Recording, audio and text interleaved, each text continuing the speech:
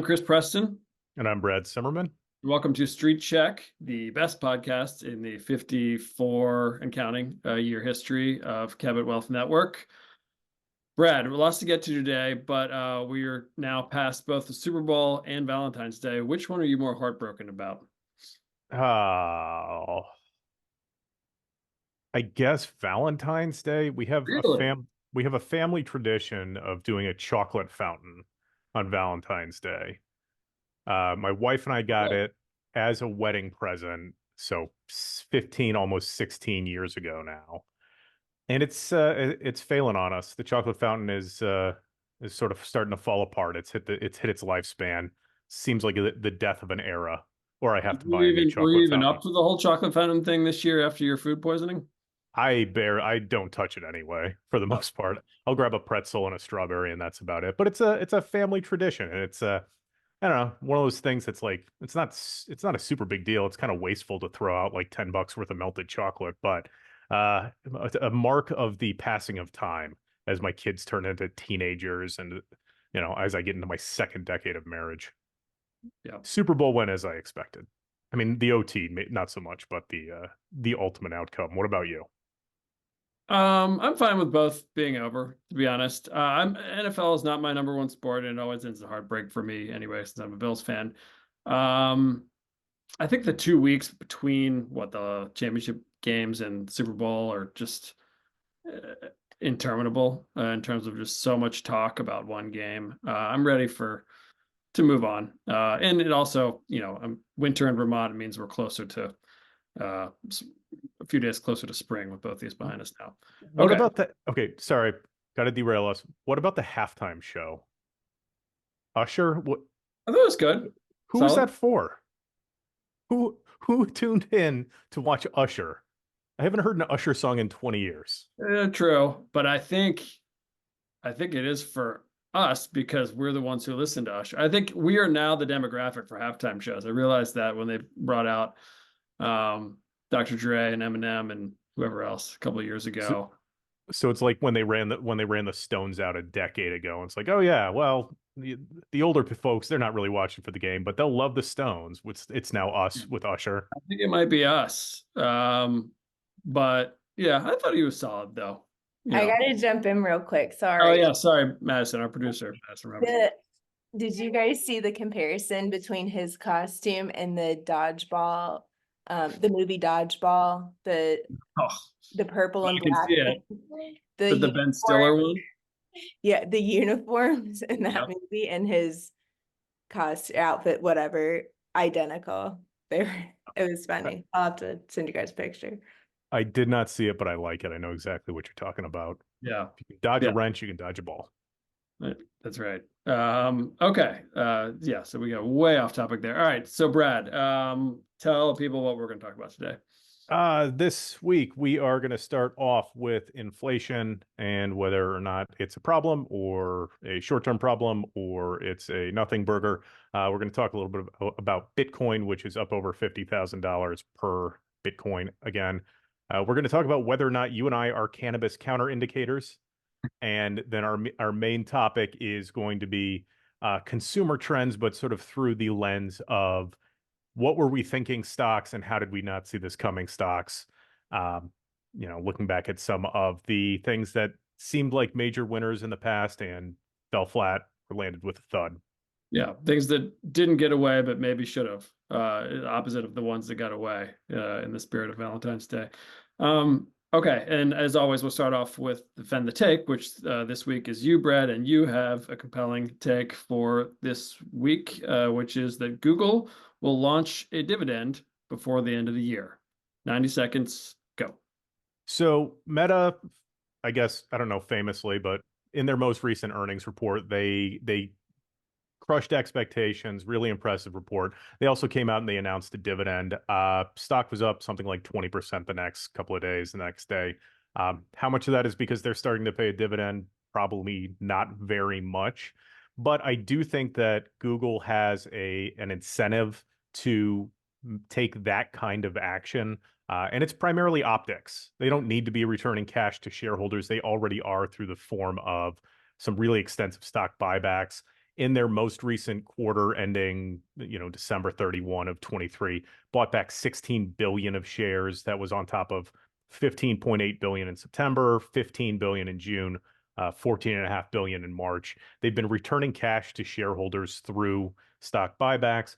But from an optics standpoint, they're also in the midst of some antitrust lawsuits that look bad, right? Like they could feasibly split up the company if the Department of Justice tells them to, and it would still be a net profitable operation for them.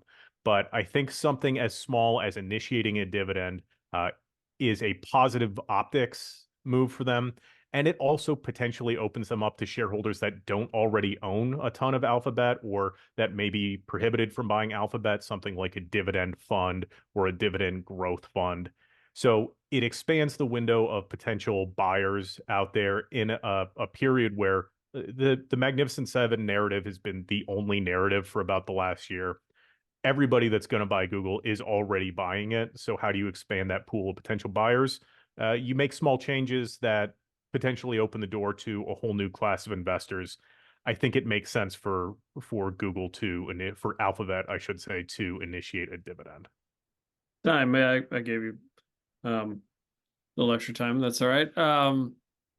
Yeah, that makes some sense. Especially now that Meta has launched one, maybe it sort of has a bit of a domino effect on Magnificent Seven brethren, or at least Google. Apple's done it. But yeah, your point about it expanding to a whole new, not a whole new, but a demographic of of people who just swear by the slow and steady Dow type of stocks that pay regular dividends. Apple people generally don't buy Apple for the dividends, but I'm sure there are some new, their dividends not new, but I think there are some people who became more open to the idea of investing in Apple and now maybe Meta, now that they have a dividend, and maybe Google by that same token will do the same. It seems like, I guess bottom line is these huge companies, they have the cash to do it. Yeah, absolutely. Google's sitting on over 100 billion in cash right now. They can afford to do it. It's a little bit of a differentiator. It's probably less impactful had they done it before Meta did. Yep. But Meta effectively struck first. But the bigger thing for me, as far as like opening up investments, is some number of ETFs where they may have limitations where they're only eligible to purchase dividend yielding stocks, right? That precludes them from buying somebody like an Alphabet or somebody like an Amazon that doesn't pay one. And maybe it's in the margins, maybe it's a few $100 billion here and there worth of assets under management that can then gain exposure. But Meta's paying 0.4% annually based on their 50 cents a share dividend. It's a drop in the bucket. It's not very meaningful, but it looks good at a time where I'm guessing, and one thing I didn't mention, OpenAI is now, there's speculation that they're going to be offering a search competitor to Google. If you need to look good without really doing anything as an organization, you can pay a dividend. Yep. Yeah. And you can keep it pretty low for what Apple's is 0.5% yield. Yeah. Microsoft, 0.75%. And like you said, Meta is what, 0.4? Yeah. Not to be much on a percentage basis, at least, but it gives you something. You say, hey, we're a dividend stock. We pay a dividend. Yeah, it looks good.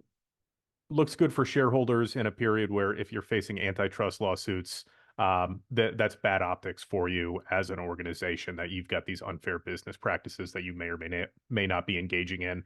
And there's also been speculation that we could see something like tech dividends paid out more broadly as a means of mitigating some of the economic disparity in the country. I mean, it's mostly been like academics throwing this idea out.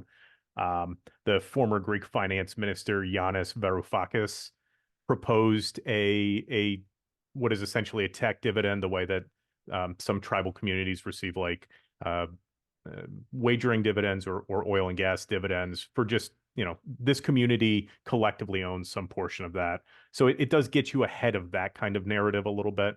That's my pitch. Whether it'll Yeah. happen, I don't know. No crystal ball, but that is Yeah. my pitch. Good take. And I like that you said by the end of the year, because that way if we get to the end of the year and it hasn't happened, you I'll know what suffer for it. our end of year hot sauce. So you know, something to look forward to there. Okay. Let's move on to our big three. First, inflation. Both CPI and PPI numbers came in both a little hotter than expected, only slightly. CPI is what, 3.1% versus 2.9 expected year over year.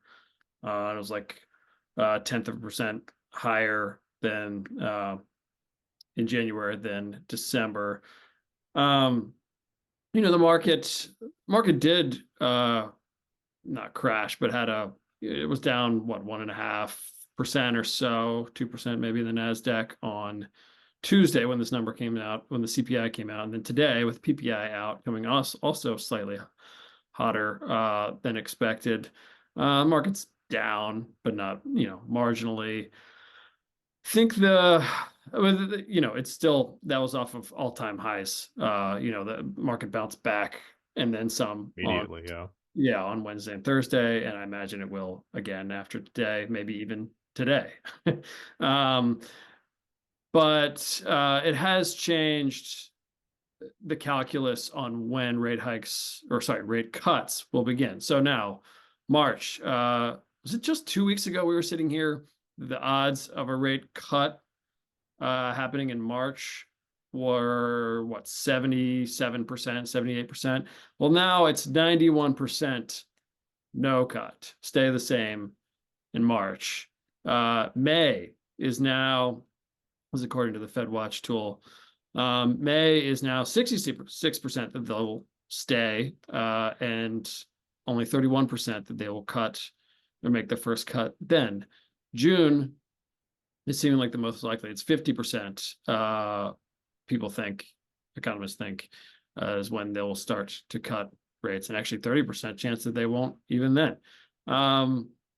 What do you think? I mean, in terms of impact on the market, what do these numbers do? So one clarification, I don't remember if it was 2 weeks we were talking about it, but a month ago, there was a 63% chance of a 25 basis point rate cut in the March meeting. So sometime in the last month, it was above 60%. Right now, it's 8.5% that there's any chance of a cut. I personally don't see that coming, but I have been wrong and will be again. I thought it was above 70 at one point. Maybe not while we were recording, but like the week of one of our recordings a few weeks ago. I don't know. But yeah, definitely above. It may have been, I'm just pulling the CME Fed Watch tool, so we've got accurate data that we are quoting. I don't know. Like what you were telling me before we started recording, that even the Fed had come out and said, yeah, one bad inflation print doesn't really change our trajectory, doesn't really change our calculus. The one thing I can say pretty definitively is that early in the year when we were talking about rate cuts and what that pathway would be, I had quoted JP Morgan saying they were expecting 6 rate cuts over the course of the year. We can definitively throw that out. We're not going to get 6 cuts. I think more and more it's looking like maybe we get 3 rate cuts. So we get down to that 4.5% range. That was sort of our over underline when we were discussing this. It doesn't really change the market calculus either, right? If it was a surprise, we would have seen a sell-off and then we would have maybe corrected lower or continued correcting lower. Instead, what we saw was an immediate reaction to the rate cuts, or to the, an immediate reaction to the higher than expected inflation rate, and then the market bounced right back. This is not really news to the market. I think we are digesting this as it comes in because it changes some expectations, but it doesn't really materially change what the economic picture is right now. And I think people are on the street are gonna continue sort of grappling with that as the narrative evolves, but still no sign of a recession, still looking at the soft landing. Tom Hutchinson of Cabot Dividend Investor and Income Advisor has been saying for a long time that like the Fed rate cut target and the soft landing goal don't really go hand in hand. The Fed doesn't have a ton of urgency to cut rates when we have a humming economy that is gearing up for a soft landing. The Fed tends to cut rates when it has to cut rates because there's weakness in the economy. So I think I think you can reasonably be skeptical of immediate rate cuts when we still have a strong economy without it really changing your calculus from an investing standpoint. Yeah, and I don't know that May versus June makes all that much of a difference. Once it got pushed back from March, maybe that was had potential to be the bigger shock, but it other than maybe a day or two, it didn't really, hurt the market at all. So it seems like people know the score here. They know what you just said, that inflation is down enough where it's not the raging problem it was a year ago or before that. And the economy also is not headed for a recession. So it's not as urgent. The impetus for people wanting and to cut rates, other than just, they want interest rates to be lower, was initially, bring down, or sorry, that inflation is down enough. Yeah. And, that's still true. It's not even coming in, slightly higher than expected. It's not going to race back up to 4 or 5, 6%, almost certainly. So the cuts are coming. People know that. Whether it starts in May or June, I don't think matters much. Yeah, maybe if we start stringing together hotter than expected inflation prints where the core CPI, which excludes energy and housing, if that stays sort of persistently higher and we start maybe entering a period where it's like, okay, well, rates aren't just going to be higher for longer. They're going to be higher for the foreseeable future because we're now at a higher baseline for inflation. Like that becomes problematic. But until we start stringing together a lot of hotter than expected prints, I don't know. I don't necessarily see it being a big problem. Yep. Okay, let's pivot to Bitcoin, something that has had really good 4 months. Essentially, Bitcoin prices have essentially doubled in the last 4 months since mid-October, from around 26,000 to now just above 52,000. All-time highs are 65,000 from, let's see, when did it hit that? November 2021. I mean, no surprise. I've talked about this in the past, as Bitcoin is many times in the past. Bitcoin is really purely a bull market play. Now, it's a good one. It's a really good one. When stocks are up, Bitcoin is really up. It peaked at 65,000 in November 2021, and then that's right when the market started to retreat, and eventually entered a bear market. Well, it was down from November 2021 to the following November, from 65 to 16,000. I think Bitcoin, as long as the market remains healthy, it's going to continue to run. I think it's purely like a time thing with Bitcoin. However much time a bull market lasts, without any like big, pullbacks, even if it remains a bull market, but there's a 10% pullback or whatever, like we saw 2018, Bitcoin pulled back a lot. Bull market was still technically in place, but stocks were down that year. Yeah, Bitcoin will continue to run. That's why I think it's going above 65,000. I think it'll get to new highs. But as soon as the market retreats, Bitcoin will plummet as it has before. But I don't see that happening anytime terribly soon. Yeah, I think you're right. It's an extension of risk appetite. So as long as there's a willingness to take risk in the market, if we're continuing to set new highs in the S&P, tech stocks keep running higher, there's no fundamental reason that Bitcoin can't keep doing the same thing. I don't, it's a 30%, like you said, it's doubled in the last 4 months, another 30% run up. So what, by the time we're in early summer, could it be over 65,000? Yeah, absolutely. Yeah. I don't know. It could be at 25 in a year and a half. Yeah, absolutely. The ETF approval thing was a big catalyst, and we got the approval. It didn't seem to really do much at the time, but it has responded to the market moving higher more than anything else, in my opinion. There's a halving event coming up at some point later this year. I don't know exactly when it is. That's always one that gets pointed to because it reduces the emissions for miners, so it makes pre-existing Bitcoin hypothetically more valuable.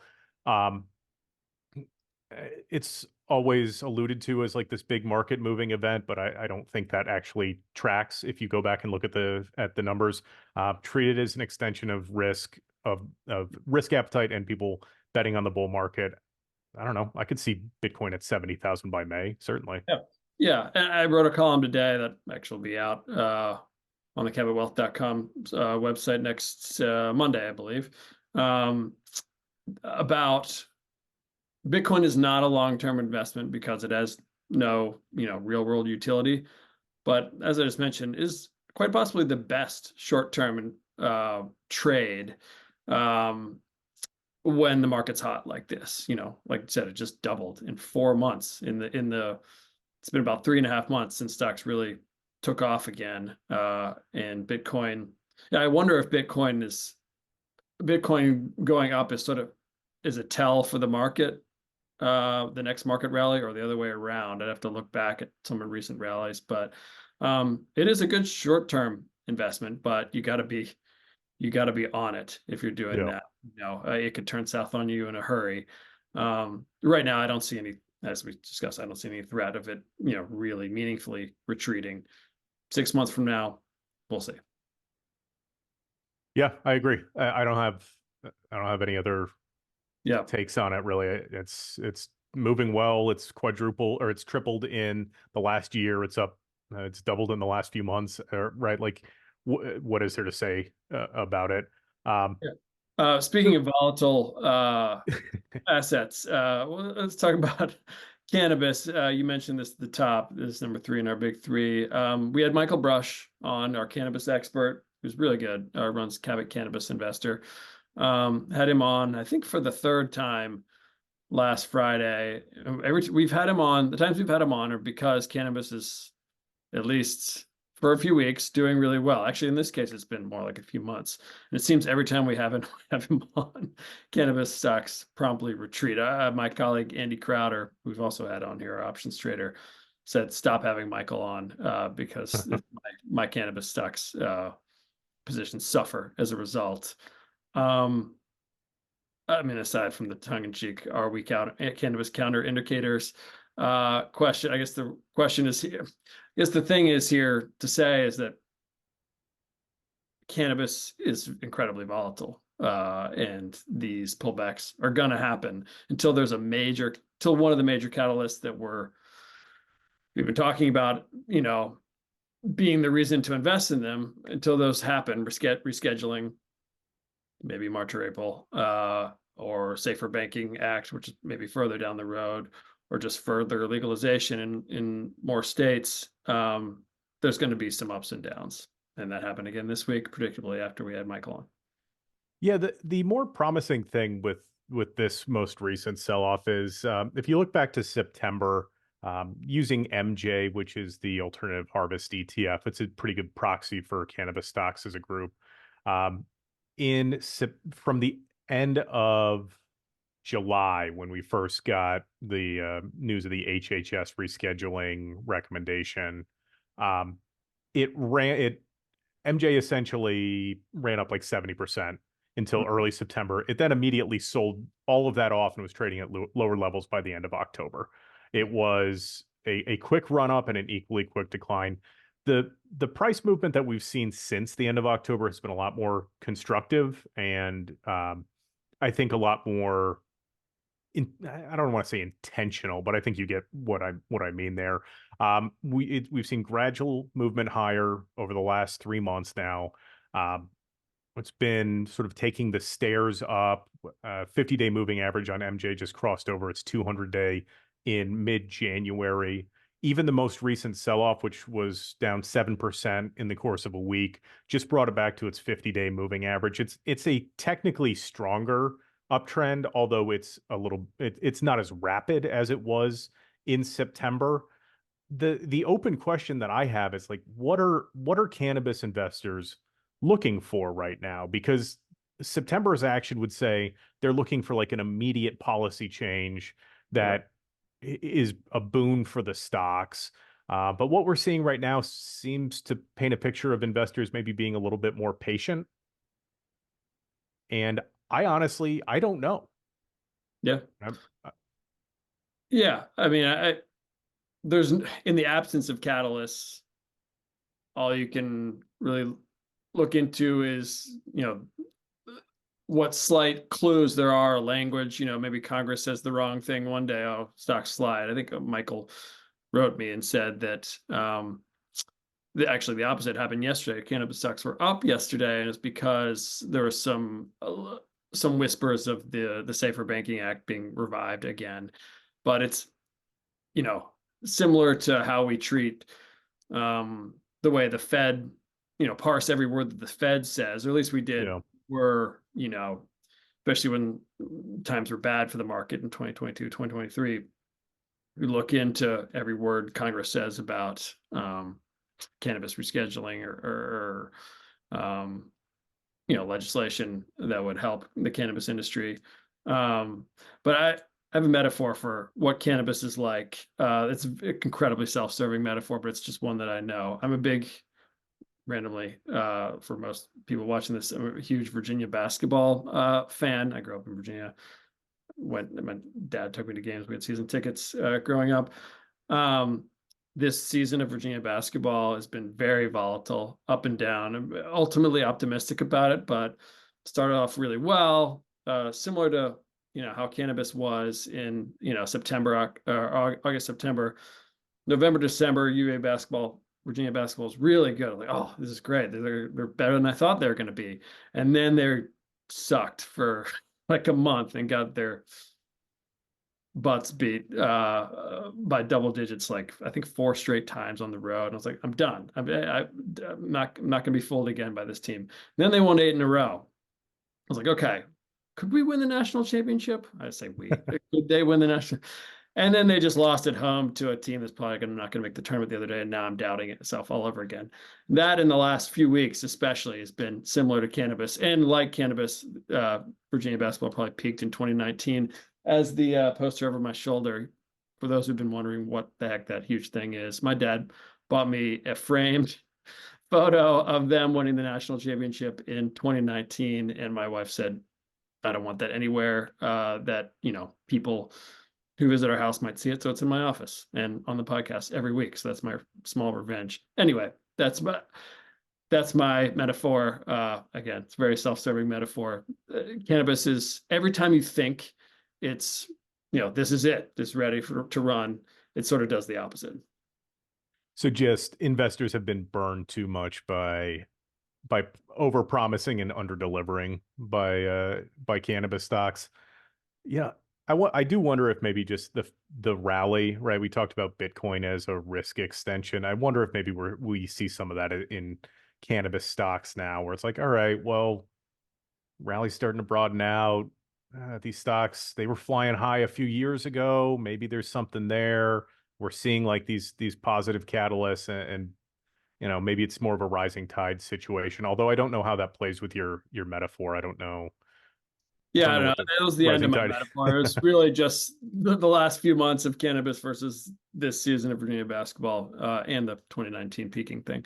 Okay, so let's move on to our sort of featured segment for the day, which is, I guess you were sort of terming them. What were we thinking? Stocks at the moment seemed like they would just be, staples of everyone's portfolio for years, decades to come, and quickly, to varying degrees, fizzled. Yeah. Why don't you give a rundown of some of those stocks? Okay, so stepping back a little bit, the impetus for this is we've had a tough couple of years in the economy, in the markets for the last few years.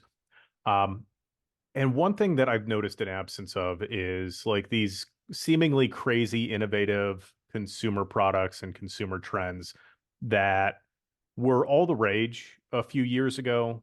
Things that, you can read about, robots making pizzas in cars in San Francisco. It's like that kind of weird, innovative, maybe something that nobody's asking for product, where what they're essentially doing is they're testing product market fit in the open market, right? So they're out from behind the venture capital gate, and they're testing in the open market. A few of them that I think are good examples. Company like Oatly, right? It's oat milk manufacturer. They IPO'd in May of 2021. They ran up 28% before June of 2021, and then fell 96% to today. Beyond Meat was another very popular consumer product. It was everywhere. You could get it in fast food restaurants, or you could get its sort of sister product, Impossible, in places like Burger King. It was everywhere, and it seemed like it had the promise of being a replacement for meat for everybody. The stock ran up 250% from May to July of 2019, has fallen 97% since then. Peloton is another one. I mean, where it gets maybe a little bit challenging is like how much of it was us projecting that the way we were living during the pandemic was going to continue afterwards. But Peloton stock between September of 2019 and December of 2020 was up 545%, down 97% since then. So there's been this lack of experimental products that are sort of getting tested while the stock is trading. So tested in the open market. These are all companies that, like, in hindsight, it seems very obvious that they would have failed. Beyond Meat was never really for anybody. If you're a vegetarian, you don't want something that's closer to actually eating meat. You just want a way to eat protein. If you're a carnivore, you want something that tastes like meat, but maybe is better for the environment. So you step back from beef to chicken, or you consider a few other alternatives. You don't go to some highly processed sort of meat analog. Same thing with something like Oatly. It's glorified oat water, right? Like, who's the product for? Yeah, and I think the key, the common link between these is it's essentially one product companies. Mm-hmm. As popular as Peloton is, especially during the pandemic when that was when it really grew. They just sell Pelotons. There's not like another revenue stream, at least not that I'm aware of, that could open up this whole new audience. And that's the same with Beyond Meat. People who don't want to eat meat but want the taste of meat, and Oatly. I've drank oat milk. I've drank Oatly, but hard to take off centuries of devout fans to just regular cow's milk. But again, one product. An example I was thinking about, where it seemed like it fit into the category you're mentioning for a while, Luckin Coffee, which some people, it's a Chinese company, so people may not have heard of. It only trades on U.S. exchange as a ADR, American Depositary Receipt. LKNCY is the ticker symbol. We were writing about it a lot a few years ago. It peaked at $50. No, sorry. $50 a share, early 2020, running up from $15 a share, like 6 months, 8 months before, 7, 8 months before. And then the pandemic happened and it absolutely cratered. It came from 50 in January 2020 down to $1 in May of that year. So 4 months. And it stayed down for a while, but it slowly started creeping back. It's now at $23 a share. It actually was as high as $35 in October of last year. And the difference is, so Luckin Coffee is sort of, I think, correct me if I'm wrong on this, I think they have more locations in China than Starbucks, or at least they're second to Starbucks. I can't remember. They have a big presence in China. China, unlike the US, is not has not historically been addicted to coffee the way that we are, Yeah. unlike a lot of the rest of the world. Um, I think they're generally been a tea drinking country, and that's starting to change a little bit, or at least they're, adopting coffee a bit more. And that's why I think we've seen Luckin come back, even though, similarly, they just sell coffee, but they sell coffee to the most populous nation in the world, who has historically not drank coffee. So started coming back. So there's a fine line. Sometimes, you think a stock is dead and it comes roaring back to life, or at least over time comes back to life.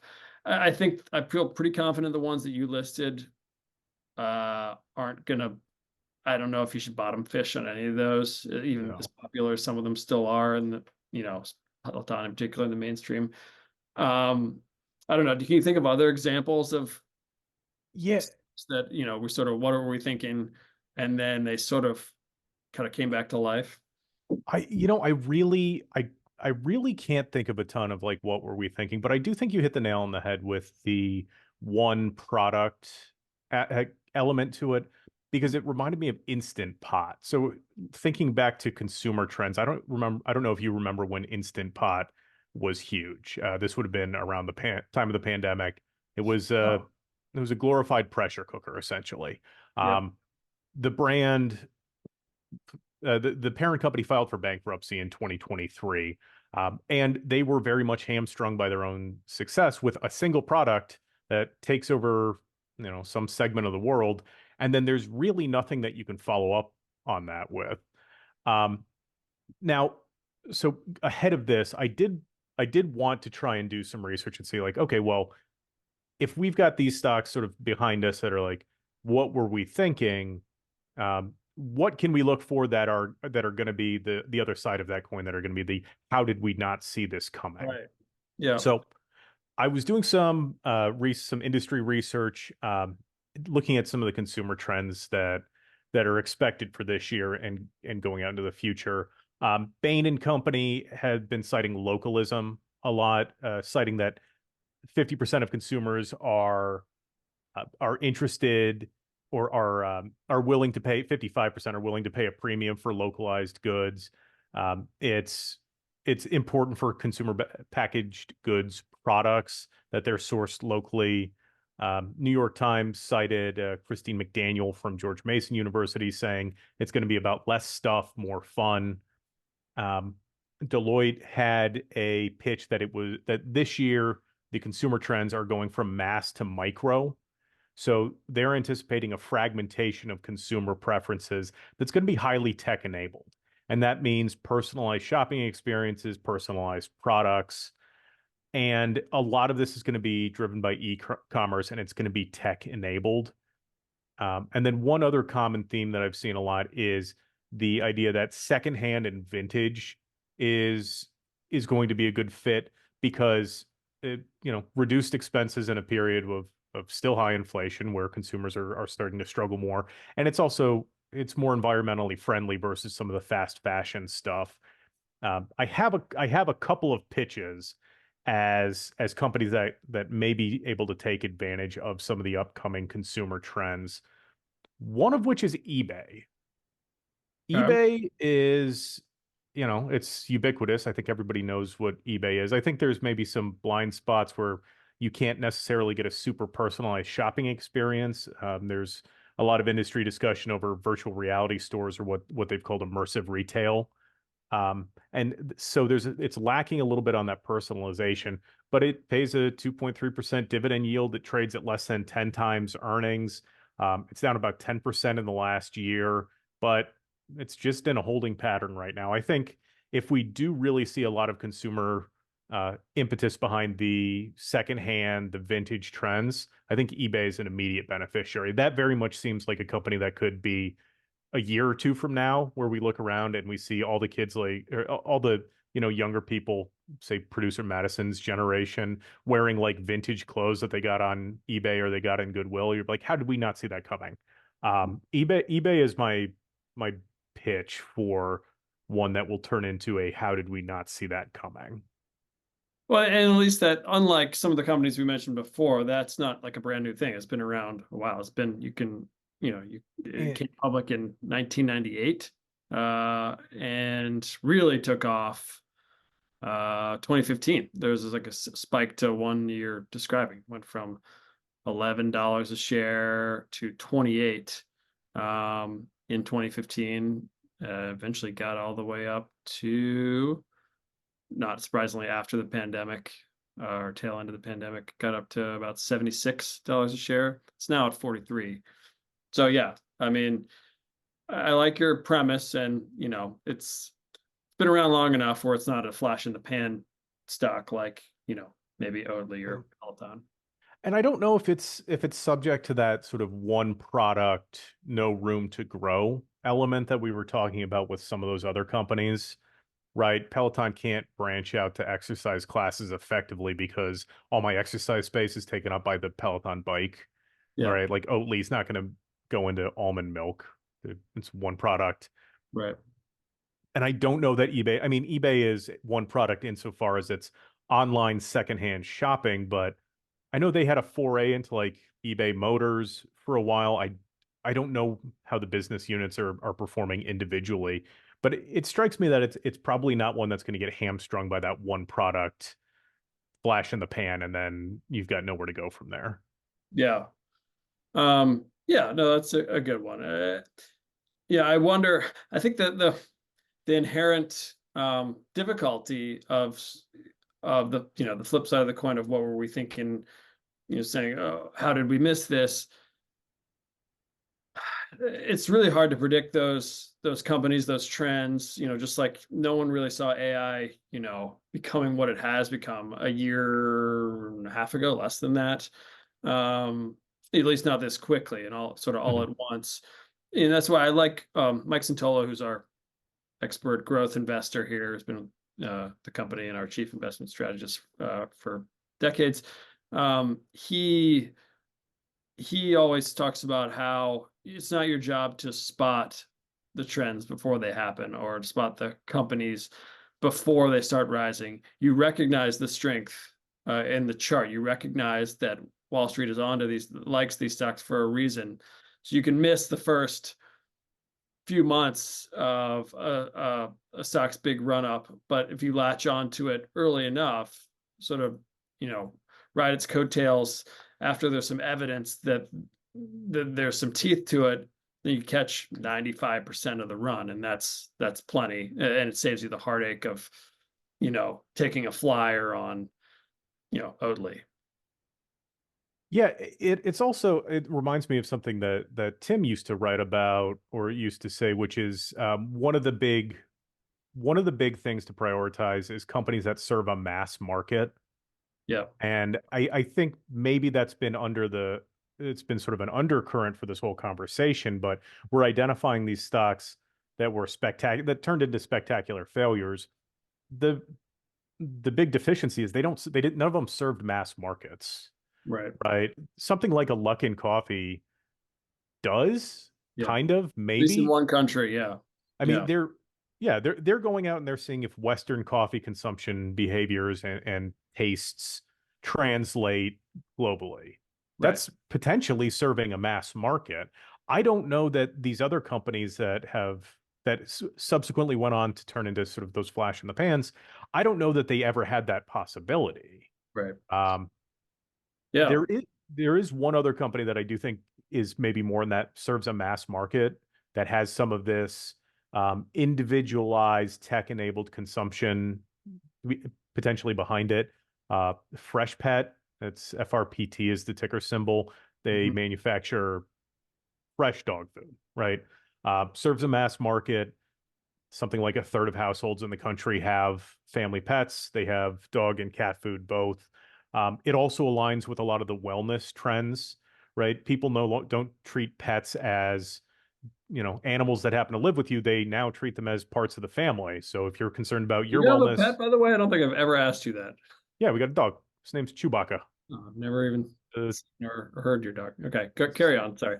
So he gets table scraps and kibble. He does not get fresh pet. I'm not paying fresh pet prices for fresh dog food. I'll give him strawberry tops from when we do chocolate fountain. Um, There you go. but as far as like things that are going to align with consumer preferences, where you've got tech enabled, somewhat fragmented, but more fragmented in a positive, personalized kind of way, that serves a mass market, right? That you've got a huge number of people in this country own pets. I think a fresh pet could potentially be another one of those how did we miss this kind of companies if it ultimately takes off. The price point is challenging, right? I wouldn't buy it. Maybe I just don't love my dog enough. But there's plenty of people that will. Yeah. So that's one that I think is probably worth having on your radar. But maybe you take a page out of Mike's book and you wait until it's showing all that strong momentum, and then Yeah. you ride that for as long as that lasts. And to your point, Fresh Pet is similar to eBay. Doesn't have quite as long a history, but came public 2014. Came public right around 17 and peaked at 184 April 2021. Fell to as low as 41 in 2022, but it's back up to 89 now.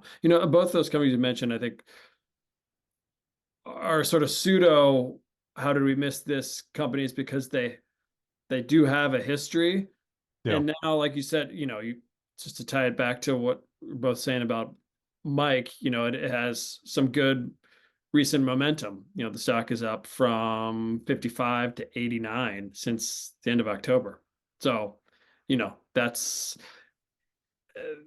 a trend in both the share price and maybe it's a broader trend that you talked about. But before we go, I wanted to bring back Madison. A question, Madison, what is a trend, something that's really trendy right now that's either you can invest in or isn't public yet that you would really want to invest in, a trend that you really like? I mean, somebody said, I think you said it, Chris, the Stanley brand right now is really, really huge. At Yep. least in my generation. Stanley cut like the big mugs, the cups, or mugs, I guess they are, right? Yeah, they have everything. They actually just on my Amazon list the other day put a they are a Stanley coffee pour over. They have a whole pour over 12-ounce cup mug thing going on. So that's on my list. But I have the 40-ounce Stanley cup for my water, and it's the best. There's Why has actually it become so huge lately? I don't understand this. My wife has two. I don't it's part of the social media influencer craze Mhm. going on. Yeah. They did last year, I don't know if you guys saw this. Last year there was a car that caught on fire on the side of the interstate, and the only thing that survived in the fire was the girl's Stanley cup, still full of ice water. And then Stanley got wind of that and obviously used that to promote how great their cups are, and then turned around and bought her a new car, which is really cool.